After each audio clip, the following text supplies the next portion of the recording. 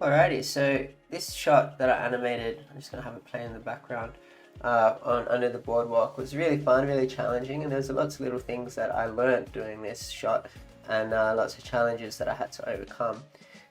So I thought I'd do a video just explaining all the things I had to focus on to make this shot read, some of the notes I got, and basically the process of some of the things that I paid attention to. So this is one of the shots, I guess, you get cast one day that you don't really get prepared for.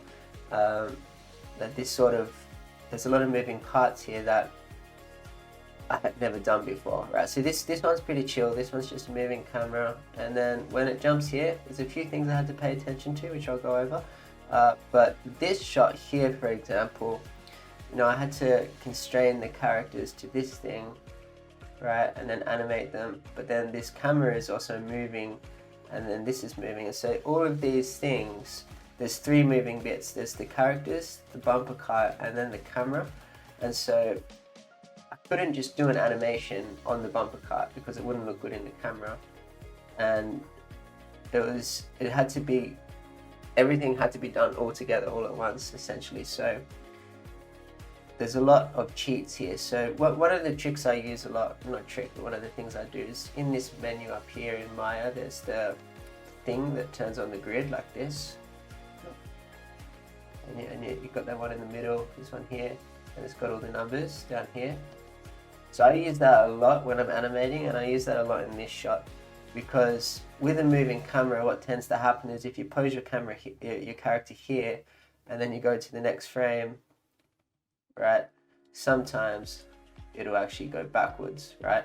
And so you've got a lot of back and forth jittering on your animation. And so I use these lines in Maya as a measurement of where my character is. So if it's here, I know he's always got to be coming forward here. And that means I've got to cheat sometimes, because if the camera's going this way, he might have to move a lot more. And if you look at it from any other camera, it's going to be super dodgy. I'm sure this shot looks absolutely awful from any other camera besides this one. But that's one of the things I have to really focus on, and that's evident here, in this thing here. Right, so these characters are moving forward, and the camera is moving forward at the same time. So it's a constant battle to make sure that it wasn't going like this the whole time. Right. And so this here, I just made sure every frame was moving slightly forward. And then you can see here, we start to go backwards. But you can see it was a gentle arc in the backwardsness. It wasn't just a jittery frame. And that was something that was really challenging here. Which took quite a bit of effort, and also just getting Armin and to drag behind here. Here, he swings around a lot. Normally he would just go straight, but he swings around so he can get this big read on his face like this. And you could really bend Armin. He was such a fun character to animate. Now I look back on all the films I worked on, I definitely think Armin and these crabs were my favourite. Look at that, it's just so fun. He's doing his little leg kicks and stuff. I don't think there's too much to... Again, there was the camera thing here that I always have to focus on, but in this bit, this was just animation, I think. You can see there's a lot of offset in the way it moves, so it comes down. See that his head's coming up as the body's going down. So there's a lot of offset here. You can see the same thing in Ramona here. Like a nice settle when she flicks around and everything settles. I guess I can identify some things, right? So a bit of fun timing with the skip. Doof, doof, boof. So the rhythm, it's got a bit of rhythm in there, but that's something I paid attention to. So it wasn't just all the same type of skip. And we've got a bit of hang time here, and you can see she's moving a bit slower, he's moving a bit faster, so you can read that a bit. You can see it as you watch it. You can see what's going on, which is cool. little bounces in the slide that she has here. Pretty cool. Doof, doof. And you can see they work into the next move. So down, up, and then this works into the anticipation of this one. And you can see here, she's leading with her head, and this is all dragging, right? And what I did here is just made sure you could see everything was dragging. Always. And then this was tough actually with this leg. I think I'm cheating a bit here. Generally when you're animating, if something ever gets like fully hidden, it's the perfect opportunity to do some trickery. If ever something fully goes, I could swap legs here and you wouldn't be able to tell. But I don't think that's the case. I'll turn the drawings off. No, I use the same leg, but you can do that. And then everything's dragging, and then when she comes here again, we kind of start to lead with the feet.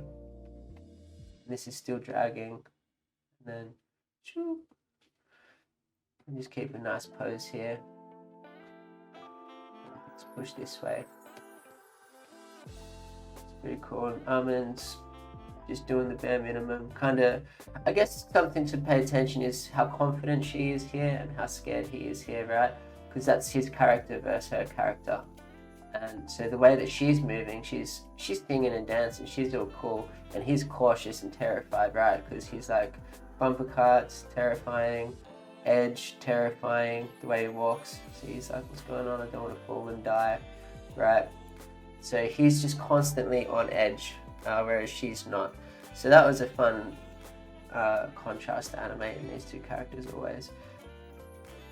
She's dragging them along here. This was, I would have thought to be a bit more hard, but it was actually quite alright getting him to do this kind of like tripping and dragging, you know, it just kind of, I feel like that just fell into place.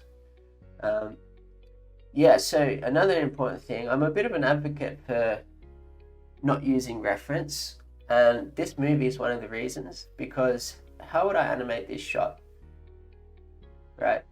Literally.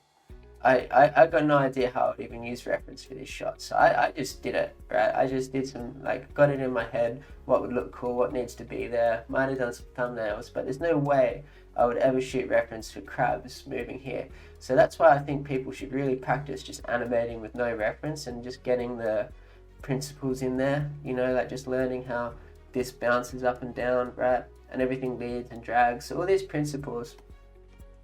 This is just a shot with all the principles applied, you know, and rhythm and timing and everything moving, and I don't know, but I didn't use any reference because it's not possible, and same with this second half here, there's no reference. So I encourage anyone watching this that relies heavily on reference to just start animating with no reference.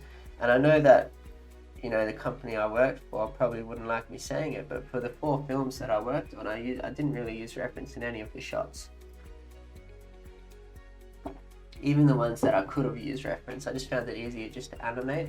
That's just me personally. Some people need it more, but it's drilled into us that you need reference. You need reference. So I'm trying to break that stigma a little bit that because it made me feel really like I wasn't doing it right. You know what I mean? Like I was like not a good animator because I wasn't using reference and following reference. And it took me a little while to be like, well, screw that. I'm still doing the shots. I'm still getting it done. So I don't need. If you don't need it, you don't need it. You know. So yeah, I still use reference, and it's hard, right? Because I say not to use reference, but I still use it when I need it. I just need it a lot less than I think normal. So I don't say don't use it ever. I just mean learn to not need it and be able to animate without it still.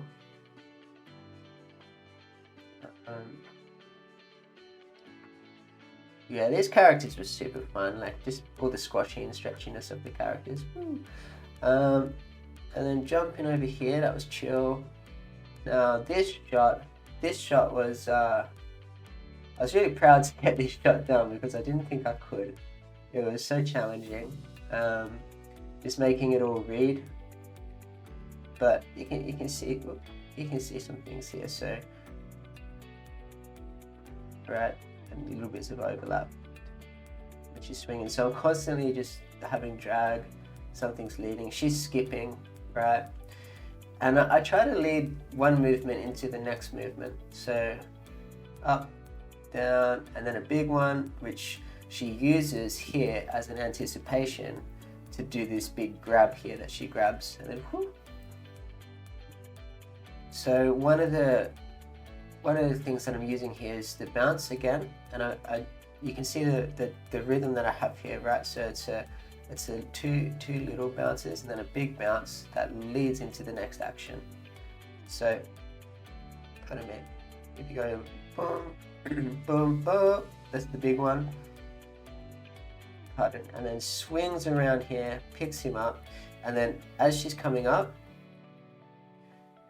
she's using each action, because she's kind of dancing, each action is going into the next bit. So she's going up, she's grabbing him, she's swinging him, and it's all got to flow really nicely. So that's something I had to pay attention to. And this bit was challenging. This bit, to say the least, was challenging. To have her read, so you want to see her face for as long as possible to see the read. And then it's a bit of a pop here, but it works because she's so fast. And then you can see the keeping their faces clear. And then here again, she's leading. But this, to me, it didn't make too much sense, right? Because it's where's the power coming from and stuff. So it's kind of cheating. But she's, leading this way, sliding, which then will rip arm and across. And the trick of this shot was one had to end up here and one had to end up here. So that, and it was really confusing for me how to get them to get there. And it may look like it was simple now because it's done, but at the time, with the edit rep that I had, which is the layout and the way the shot was, it wasn't as simple as it looks now. Because what was happening first was she was throwing him here. He was just sliding this way, and then she was sliding this way, right? But what had to happen is they had to end up on the opposite sides, if I remember correctly. And so my solution was she throws him up, over, and then she slides across. And if you look at the slide across, the momentum is not really coming from anywhere. You know what I mean? Like she's just deciding to do a slide. So it is a few little cheats that I had to do in this shot. If you watch, it works because it flows nicely, but it's not too correct, and she's kind of getting that energy from the throw, but also from nowhere. But yeah, so she goes under him and chills while he's spinning. He has to settle. This is his moment to sing, so she's not doing too much, keeping her really chill, just a little bubble on her head. And then it's her time again, so anticipation, lead with the head and bring the arm up, and then lead with the head again while the arm's still coming up, so there's the offset there. And poof, grab this, put this arm out, read, going backwards, and then use this as the anticipation to pull him this way. And something I did here was keep the eyes very readable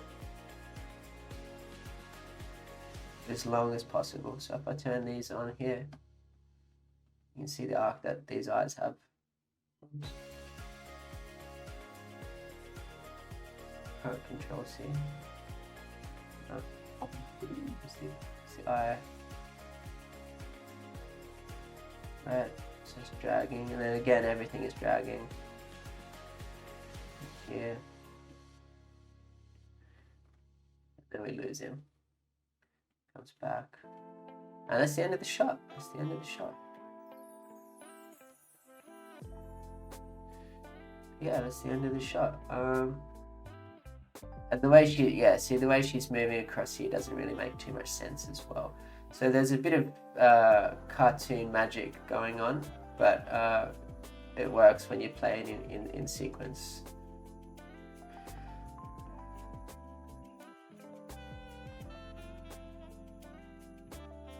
something that was for pretty much the whole film until the end, that broke my heart all the time, was these antennas. So I can't finish without saying how challenging these were to animate. Right, this kind of bit's fine, it explains itself, just delay, but then we switch sides here. Simon, this is his look generally, so you kind of come back to this. And I remember the animators on here, we used to have a lot of back and forth with Troy, who was the anim director, because we didn't get them right for a long time. They were either way too floppy like string, or they were way too stiff, and it was a balance that we had to find, and we got there in the end, but there was a few times when it was just moving like string when they weren't string. And to me, these guys were, you know, with all the movement that he's doing, it was just so challenging to do these antennas. On every single shot that I animated on this film, there's antennas. I loved animating Ramona, for example. No antennas. Let's see. Yeah, I guess, you know, I can point out some arcs and stuff, you know, like just...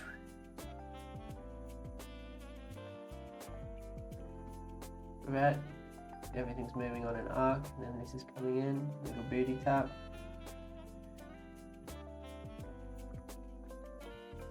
All the offset in the legs. Animating all the legs was a bit challenging, but like this bit here, I remember is a little hop to work. Yeah, I think that'll do. I think that goes over the shot pretty well. The challenges. I think this is just a good example of lots of squash and stretch and overlapping action and leading and following, which is what's missing in a lot of our students' work at Lupin House. What we see is like the same note is always separate this limb, or like it's a bit stiff, or lead with this, and have drag and overlap, and follow the path of action as well. You'll see, like I'm always following a path of action. This is douche, douche, douche. You see, it's always on the same path. It's not stepping out. That's another note we give a lot.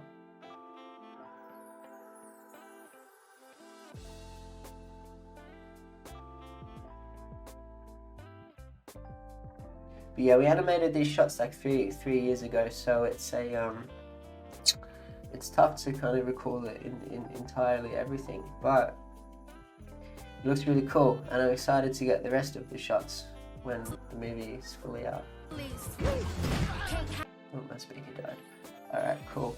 Awesome. I hope that was beneficial. I hope that was either enlightening or kind of showed you some stuff. If not, it's always cool to analyze a shot and break it down, so I hope you enjoyed that. And if you have any questions on this shot at all, if I didn't touch something you were curious about, feel free to leave a comment on this video and I'll get back to you.